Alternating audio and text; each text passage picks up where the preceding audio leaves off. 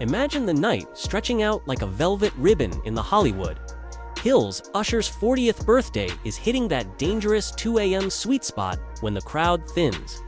Just enough for serendipity to slip in. Joshua Jackson, the Canadian kid, who grew up on set and still carries a hint of Vancouver rain in his laugh, is leaning against a marble bar, kidding about nothing when neon pink cotton flashes in his peripheral vision. The t-shirt reads, "Sorry to bother you," and the woman inside it, Jodie Turner-Smith, Jamaican-British, 6 foot tall, eyes like sunrise after a storm, is mid-cackle. He racks his Dawson's Creek-trained brain for the character's name, blanks, and just blurts Detroit into the music haze. So dorky, it loops all the way back around to charming. Jodie's brow arches. She laughs louder, because who yells a character name across a dance floor? And that laugh reels him in like gravity. From there, the night unspools in quick-cut montage. Tequila shots, stolen fries. Them slow dancing to a remix of Nice and Slow while partygoers fade into silhouettes. Upstairs, the sunrise smears peach across the windows, and they promise each other nothing but breakfast. Yet 48 hours later, they're still tangled in hotel sheets ordering room service pancakes they barely touch. Both keep insisting. This is casual, right?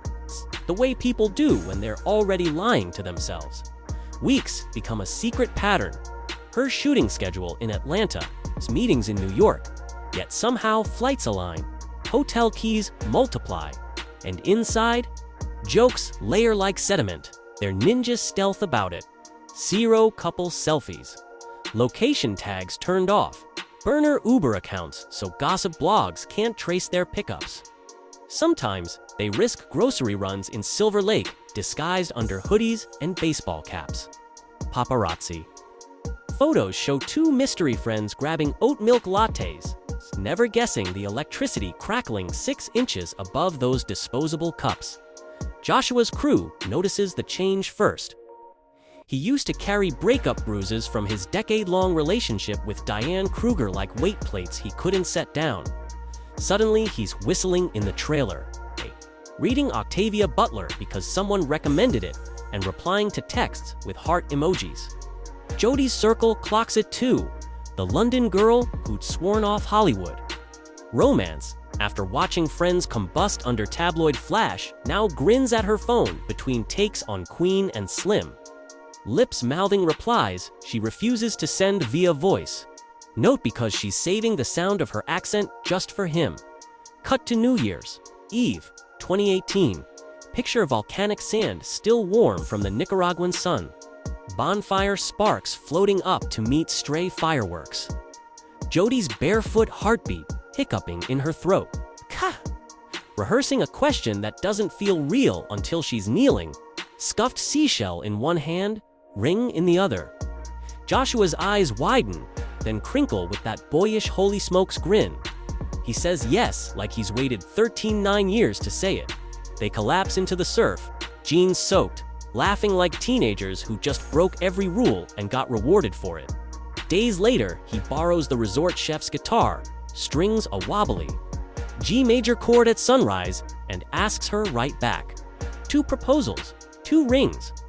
1 secret pact stamped behind a Polaroid tucked into a passport sleeve. When they fly home, reality bites. TMZ tipster leaks courthouse license photos and the internet convulses. Wait, Joshua's married. Cue? Shockwaves. But the real blowback lands on Jodie. Comment sections froth with trolls who can't handle a black woman rewriting tradition or marrying a white teen heartthrob they once claimed as their own. She wakes to DMs filled with snake emojis and slurs. Joshua goes full mama bear, posting a profanity-laced defense that trends for 12 hours. Friends call, worried. They tighten their circle, swap Hollywood premieres for sofa fortresses, binge Miyazaki films with phones on airplane mode. Then comes the plus sign. They find out on a quiet Tuesday, Raindrops gnawing at Los Angeles windows. Jodie's hands shake. Knees actually buckle. They vow to protect the news like treasure. Dives into prenatal yoga. He YouTubes how to install car seats. Meanwhile, scripts roll in for both of them. She lands a whiplash of roles: an assassin, a Tudor queen, a sci-fi captain while he films Little Fires Everywhere, secretly Googling best strollers for tall dads between takes. Reese Witherspoon and Kerry Washington form a mom mentoring tag team, texting nursery paint swatches and doula's phone numbers. The village assembles quietly, fiercely. Pandemic sirens wail just as Jodie's third trimester belly curves like a moon. Hospitals clamp down on partners in delivery rooms, so they pivot. Midwives, birthing tubs, twinkle lights strung through the living room ceiling. Labor drags across 3 sunrises. Joshua counts breaths, quotes Emily Dickinson between contractions, nearly passes out when Jodie crushes his fingers into a claw.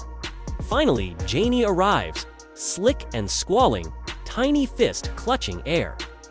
The room goes electric silent as 2 brand new parents dissolve into grateful sobs.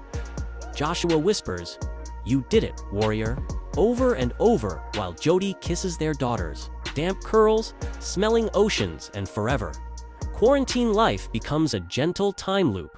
Banana bread experiments, diaper blowouts, 2 a.m. dance parties, 2 old Prince records. When Janie sleeps, Joshua sneaks outside to build raised garden beds because fresh cilantro is Jodie's pregnancy-craving carryover. She slips back into scripts during nap windows, practicing lines with a pacifier hooked on her pinky. Live stream charity readings to raise funds for frontline nurses. Jodie calls out systemic racism in healthcare during Q&As. Joshua boosts every post. They're still private, but no longer silent. Once vaccines roll out, red carpets resurrect. September 2021's Met Gala theme is in America, and the couple storms the steps in complimentary Gucci. She's gilded like a Gilded Age goddess. He's slick in velvet, both dripping old Hollywood confidence. Backstage, Janie, now toddling, in sequined sneakers toddles through racks of couture squealing. I come too. Vogue photographers melt. A behind-the-scenes clip of the family hug hits. 10 million views in 2 days. Scroll their feeds and you'll spot the endless love bomb loop. Joshua's Mother's Day ode could light a dead star. You carried our universe beneath your heart and showed me what godliness looks like. Jodie's Father's Day rebuttal. Big soulmate energy only. Q for catching our dreams and placing them gently in Janie's hands. Fans screenshot, repost, reevaluate their own standards. Relationship goals, but with homework, honesty, vulnerability, relentless hype, and the fangirl energy. That's forever. Jodie keeps a Dawson's Creek hoodie for cold shoots, insisting it's vintage motivational wear. A Nashville hardware store once blasted the theme song and she staged a TikTok duet around Joshua, waltzing past paint swatches, mouthing every lyric while he turned lobster red, loving it. She sports pacey-face socks to press junkets. He frames her first Vogue cover above his desk, calling it daily inspiration to level up. When one of his old auditions resurfaces on Twitter, she retweets with "Look at my man serving since '93, and the retweet alone trends. They're not naive. They know Hollywood devours love stories for sport. That's why they schedule phone-free weekends. Joshua cooks oxtail stew from Jodie's grandma's recipe. Jodie mixes cocktails she calls quarantine quenchers, and they slow dance barefoot on the patio while Janie finger paints the dog. On Mondays, they re-enter the grind.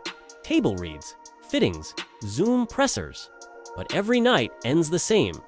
Whispered, "Be kind to yourself." Reminder scribbled on a post-it stuck to the bathroom mirror. Rumor juice might sell this as a fairy tale. But the couple themselves swear it's day-by-day carpentry, carving, trust, sanding ego, sealing cracks with laughter so loud it scares the mailman. They're plotting baby number 2 whenever schedules allow. Maybe even 3, because, as Joshua jokes, we keep making magic. Why stop at one masterpiece? Jodie wants to direct someday. Joshua wants to back her first feature with his production company. They talk about building a writer's retreat on a cliff in Ocho Rios, about opening a birth equity foundation in LA, about renewing vows on that same Nicaraguan beach with Janie tossing petals and a reggae band as soundtrack. If they ever recount the origin story to their kids, they'll probably keep the one-night stand label intact, teach them that sometimes destiny hides inside reckless decisions shouted across dance floors. They'll explain how love survives trolls, algorithms, pandemics, how it thrives on inside jokes and mutual admiration, how apologizing fast and cheering louder than the crowd can turn romance into revolution. Somewhere, a screenwriter is already taking notes, but Hollywood could never script the messy, magnificent improvisation Joshua Jackson and Jodie Turner-Smith pull off every day. And the best part, they're only in Act 2.